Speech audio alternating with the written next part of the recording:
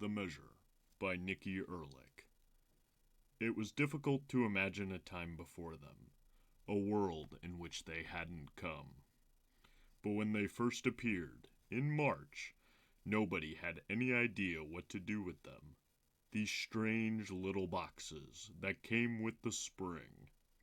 Every other box, at every other stage in people's lives, had a clear meaning, a set course of action.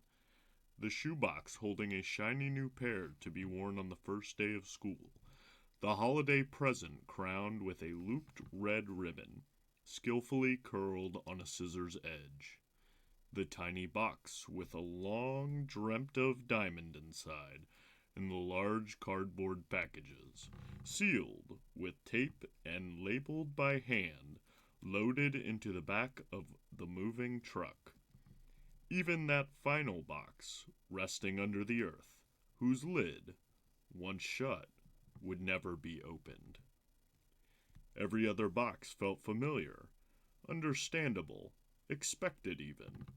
Every other box had a purpose and a place, fitting comfortably within the course of a typical life.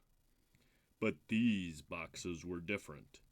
They came at the start of the month, on an otherwise ordinary day, under an otherwise ordinary moon, too early to blame the March equinox.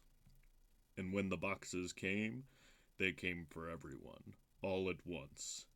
Small wooden chests, at least they looked wooden, that emerged overnight, millions and millions of them, in every town and every state and every country. The boxes appeared on finely mowed lawns in the suburbs, nestled between hedges and the first blooms of the hyacinth. They sat atop well-trampled doormats in the cities, where decades of tenants had passed through the threshold. They sank into the warm sands outside tents in the desert and waited near lonely lakeside cabins, gathering dew in the breeze off the water. In San Francisco and St. Paulo, in Johannesburg and Jaipur, in the Andes and the Amazon, there wasn't anywhere or anyone that the boxes couldn't find. There was something both comforting and unsettling about the fact that every adult on Earth suddenly seemed to be sharing the same surreal experience. The ubiquity of the boxes both a terror and a relief. Because in many ways, it was the same experience. In nearly every manner, these boxes were identical. All were dark brown in color, with reddish tints, cool and smooth to the touch. And inscribed on every box was a simple, yet cryptic message, written in the native tongue of its recipient. The measure of your life lies within. Within each box was a single string, initially hidden by a silvery white piece of delicate fabric, so even those who lifted the lid would think twice before looking at what lay underneath.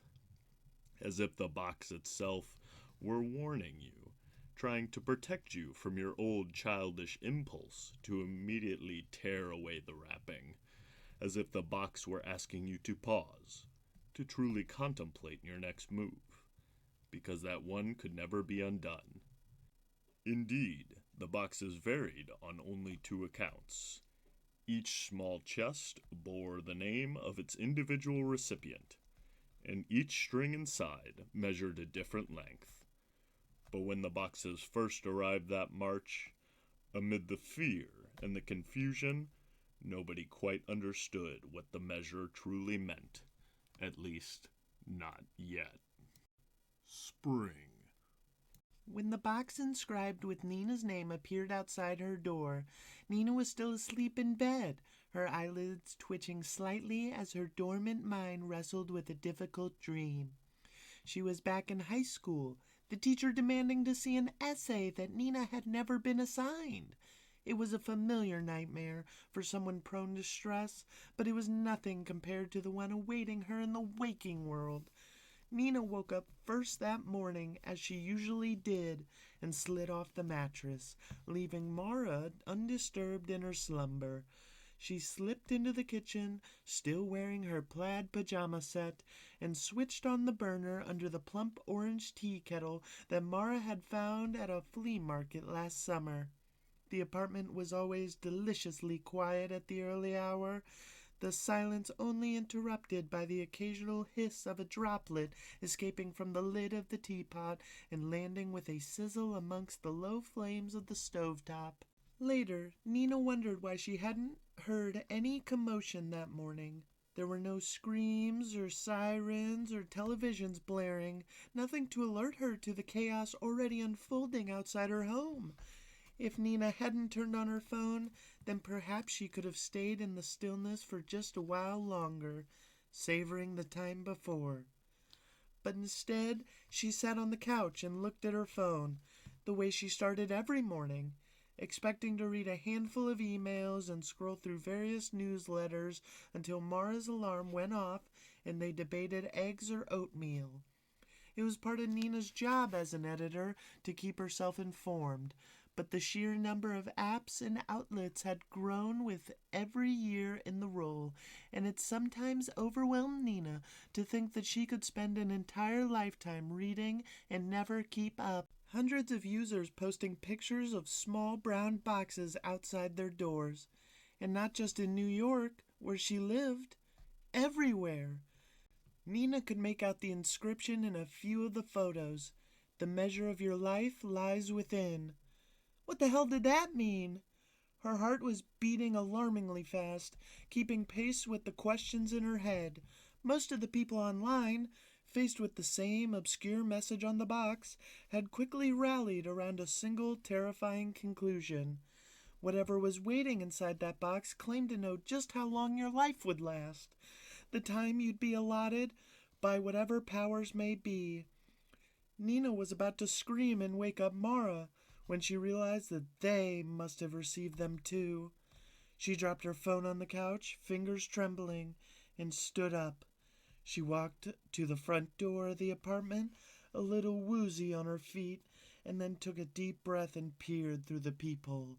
But she couldn't see down to the floor. So she slowly unhooked the double lock and timidly opened the door, as if a stranger were waiting on the other side, asking to be let in. The boxes were there, sitting on the doormat with the Bob Dylan quote that Mara insisted upon bringing with her when she moved into Nina's place. "Be groovy or leave, man."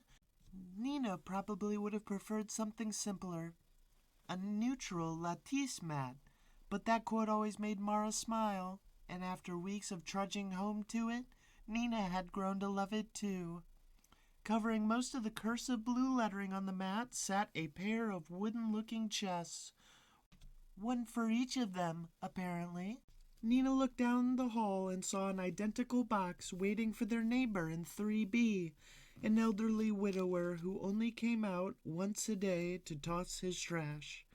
She wondered if she should alert him. Nina was still staring at the boxes at her feet, too nervous to touch them, yet too shocked to leave, when the whistle of the tea kettle roused her from her trance and reminded her that Mara still didn't know.